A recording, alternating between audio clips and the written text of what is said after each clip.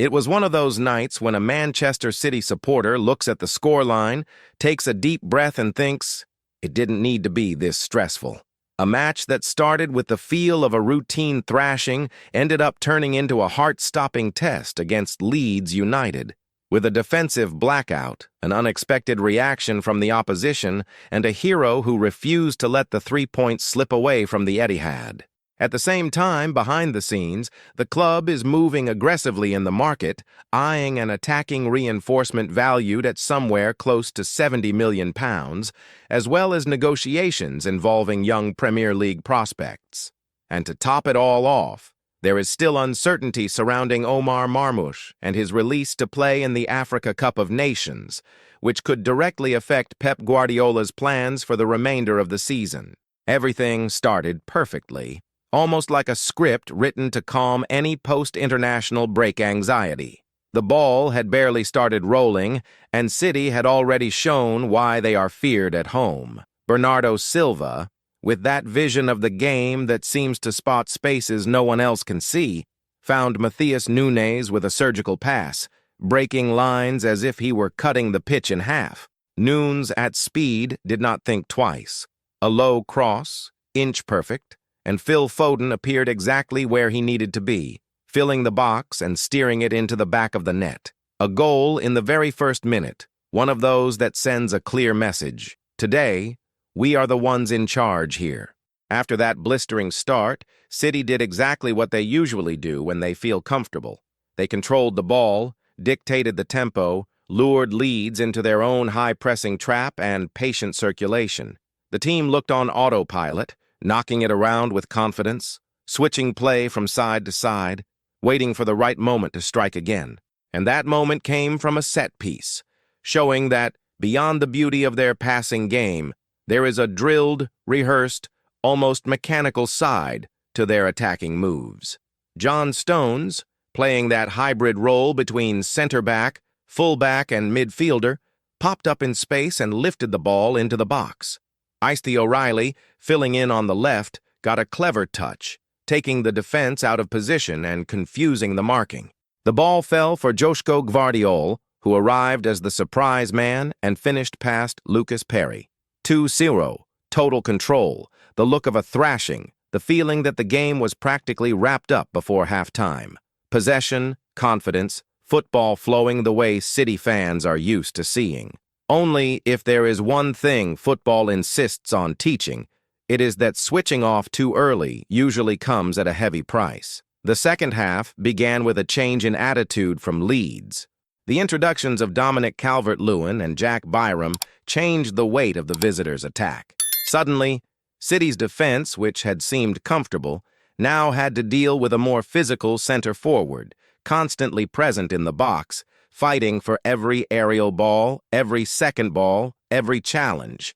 Then came the first sign that the night was not going to be so calm after all. A few minutes after the restart, in a move that seemed to be under control, City's defensive line simply switched off. A deflection here, a hesitation there, the ball stayed alive in the area, and Calvert-Lewin, who does not forgive that kind of lapse, appeared to finish in front of Gianluigi Donnarumma. Out of nowhere, a game that looked dead came back to life. Leeds believed. The stadium felt the shift in energy. The 2-1 was not just a goal, it was a warning that any lack of focus would be punished. The problem was that City were not able to respond with defensive maturity straight away. Instead of slowing the game down, keeping the ball, putting their foot back on it, the team looked nervous, making silly mistakes, offering unnecessary spaces. And it was precisely in this context of insecurity that the moment came which could have turned an important win into a complete nightmare. Joško Gvardiol, who had been the hero in the first half, ended up conceding a naive penalty on Calvert-Lewin. A clumsy, needless challenge, typical of someone who has mistimed the play and let himself be carried away by impulse. Lucas Nemecha stepped up to take it. Donnarumma even guessed the right way, made the initial save, briefly reigniting the hope that the punishment would be avoided. But on the follow-up, the rebound fell again to Nemecha, who did not waste his second attempt. 2-2. From a comfortable lead to a painful equalizer. In a few minutes, security turned into drama, and City found themselves facing a scenario they know all too well, having to sort out a game they themselves had complicated. It is in these moments that you find out who really shoulders the responsibility. And, on this night, there was only one name: Phil Foden.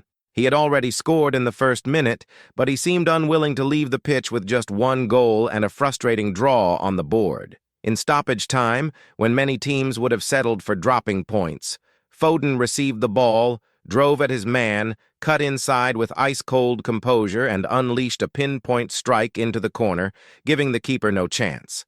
A finish that blended technique, courage, and personality. 3-2. Relief. An explosion in the stands. A result wrenched out by force by the individual quality of a player who, when he hits that purple patch, completely changes the team's level. Foden's performance across the match was a genuine statement of what he can be this season. 2 goals, constant movement, popping up centrally and out wide, offering himself, demanding the ball, calling the game to himself whenever the team started to retreat mentally. It is the kind of display that recalls that spell when he was flirting with the 20-goal mark in the league, decisive in big matches, carrying the team on his shoulders in difficult moments. If this night against Leeds proves to be the trigger that reignites this more lethal leading version of Foden, City gain an internal reinforcement every bit as valuable as any signing from the market. You cannot talk about the game without mentioning Ice the O'Reilly. Playing out of his usual position, shifted over to the left, he was one of the few who kept his composure in that chaotic second half. He won more duels than any other teammate on the pitch, contributed well in the build-up, offered passing lanes, held his own defensively, and still chipped in directly with an assist for the second goal. That is 4 goal involvements in his last 4 home games, which is remarkable for such a young player, only 20 years old, still adapting to the demands of the highest level. It is the type of performance that makes the coaching staff look at him fondly as a genuine rotation piece, not just a prospect. But as much as Foden and O'Reilly deserve praise, there is no hiding from what happened defensively. The second half laid bare some recent ghosts. Poor decision-making at the back, a sense of panic under opposition pressure, difficulty in controlling the tempo when the game became physically and mentally heavy. Instead of killing the game off with maturity, City breathed life into Leeds. It is exactly this kind of self-inflicted drama that separates a team in decent form from a squad truly ready to be champions again. On the other hand, it is also true that, in a long season full of decisive fixtures, what matters most on turbulent days is the final result. After traumatizing defeats to Newcastle and Bayer Leverkusen, when the errors were brutally exposed, City desperately needed a win, no matter how they got there. And, in that sense, these 3 points against Leeds may be worth more than just their impact on the table. They can serve as an internal wake-up call. Winning, while suffering, forces the group to confront its own flaws head-on, without the anesthetic of a comfortable thrashing. It is against this backdrop of instability on the pitch and the search for balance that the transfer news starts to carry even more weight. Pep Guardiola, who has always been obsessed with control, knows that having variety in attack is crucial, so as not to depend too heavily on a single player. And, although Erling Haaland is a goal machine, there is a clear concern. What happens to the system when he is not on the pitch or when the opposition find ways to nullify him? The answer runs directly through the name of a forward valued at around £70 million, the target of a potential move in the next window. City are closely monitoring a Premier League standout, someone who combines physical strength, mobility, and the ability to attack space, but who also brings something different to Haaland. The idea is not to sign a clone of the Norwegian center forward, but rather a player capable of operating in different zones of the attack, dragging markers, opening gaps, and contributing both with goals and with chance creation. Within this context, one of the players highly rated behind the scenes is Antoine Semenyo of Bournemouth, who has been catching the eye of several big English clubs. His market value, hovering around £65 million, shows this is not some speculative punt, but a reinforcement designed to make an immediate impact. At the same time, the club are not taking their eyes off young talents who could, in a short period, become key pieces. Elliot Anderson of Nottingham Forest is on the radar, although there is heavy competition, including interest from Manchester United. This kind of tug-of-war already shows how increasingly competitive the market has become for versatile players who can perform in multiple roles in midfield or attack. City's logic is clear. Get ahead of the curve. Bring in now the player who, in 2 or 3 years, could be an established star, avoiding the need to pay far more later on. Another name placed high on the list is Iliman Ndiaye of Everton. The Senegalese forward has been praised not only for his attacking output with goals and assists, but especially for the way he gets involved in the game. He is not an old-fashioned, static center forward, but someone who moves a lot, drifts wide, drops deeper to link play, and creates chances for his teammates. He is already up around the 15 chances created mark this season, which, together with a strong start to the Premier League campaign, helps explain why his price tag is approaching the £70 million region. Pundits like Jamie O'Hara have even described him as a top-tier player, someone ready to make the step up to a club that competes for titles. For Guardiola, this profile is extremely appealing. He does not just want someone to knock the ball into the net. He looks for forwards who think the game, who understand collective movement, who know how to open lanes for midfield runners, who provide defensive work when the team loses the ball. Both Semenyo and Ndiaye fit this idea of versatility, which explains City's genuine interest. They are not signings to be Haaland's understudies, but players brought in to turn the attack into an even more dynamic and unpredictable unit. From the supporters' point of view, the question that lingers is this. After such an unstable display against Leeds, should the priority for the next window really be the attack? Or is it the defense that is crying out for urgent help after yet another game in which a carefully built lead was almost given away on a plate? And where does midfield come into this equation, given that it is precisely there that so often the team loses emotional and tactical control of matches? These are legitimate doubts, echoing in pub conversations, on social media, and in post-match analysis. While the board weigh up numbers, wages, minutes played, and the age of their targets, Guardiola is trying to survive in the here and now.